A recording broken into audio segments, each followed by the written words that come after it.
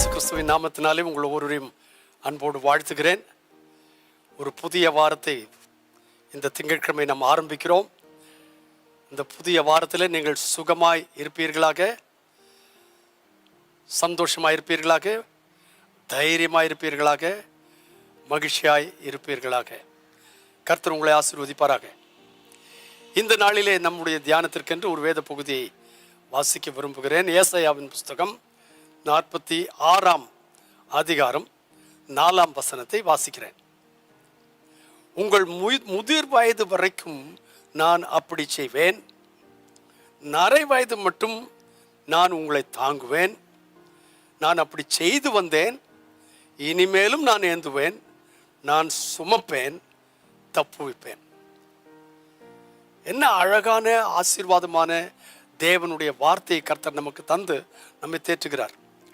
அதற்கு முந்தின வசனத்தில் சொல்லியிருக்கிறது, இஸ்ரவேல் சந்ததியிலே இருக்கிற ஜனங்களே, தாயின் வயிற்றிலே தோன்றினது முதல் நான் உங்களை ஏந்தினேன், தாயின் கர்ப்பத்தில் உற்பத்தியானது முதல் உங்களை தாங்கினேன். அப்போ அன்றைக்கு செய்தது மாத்திரமல்ல, இப்பொழுதும் இதற்கு மேலும் உங்கள் ஃபியூச்சர் எப்படி என்று கேட்டால், உங்கள் முதிர் வயது வரைக்கும், அதாவது தாயின் கர்ப்பத்தில் உற்பவமான அந்த நாள் முதல் உங்கள் முதிர் வயது வரைக்கும் நான் அப்படி செய்வேன். தாயின் வயிற்றில் இருக்கும்போது எப்படி உங்களை பராமரித்தேனோ அப்படியே செய்வேன். நரை வயது மட்டும் நான் உங்களை தாங்குவேன். நான் அப்படி செய்து வந்தேன். என்ன அழகா சொல்றாரு பார்த்தீங்களா? It tells you what he has done in the past. அப்படி செய்து வந்தேன், இனிமேலும் நான் ஏந்துவேன், நான் சுமப்பேன், நான் தப்புவிப்பேன். அப்போ கர்த்தர் உங்களை இதுவரைக்கும் நடத்தி வந்திருப்பது உண்மையானால், உங்கள் வாழ்க்கை திரும்பி பாருங்கள். எப்படி இருந்தீர்கள், எங்கே இருக்கிறீர்கள்?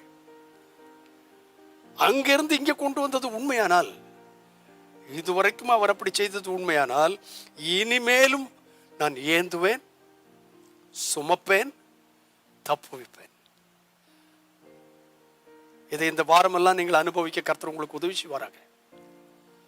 அவர் உங்களை ஏந்தட்டும், சுமக்கட்டும், தப்புவிக்கட்டும்.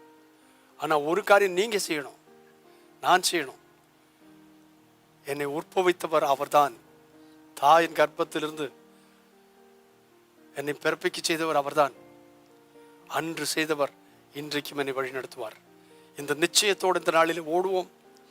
சூழ்நிலைகளை கவனிக்க வேண்டாம், கஷ்டங்கள் பிரச்சனைகள் எல்லாம் கவனிக்க வேண்டாம். என்னை உருவாக்கினவர் கர்த்தர், அவர் நடத்துவார். இந்த நம்பிக்கையோடு கடந்து செல்லுங்கள். தேவனாய கர்த்தர் உங்களை ஆசீர்வதிப்பாராக. பரிசுத்த பிதாவே, இயேசுவின் நாமத்தினாலே இந்த வார்த்தைகளை நம்முடைய கரங்களை தருகிறோம். கேட்டா ஒவ்வொருவருக்கும் இது பிரயோஜனமாய் ஆசீர்வாதமாய் அமைய, அவள் பயம் நீங்கி தெளிந்தவர்களாயிருக்க, தைரியமாயிருக்க, சந்தோஷமாயிருக்க, கர்த்தர் எங்களை நடத்துவார் என்று அறிந்து தங்களுடைய வாழ்க்கையில முன்னேறி செல்ல உதவி செய்யும். அப்படி செய்ததற்காய் ஸ்தோத்திரம். இயேசுவின் நாமத்தில் பிதாவே, ஆமென், ஆமென். இந்த வசனங்களின்படி இன்றைக்கு கர்த்தர் உங்களை நடத்துவாராக. God bless you. ஆமென்.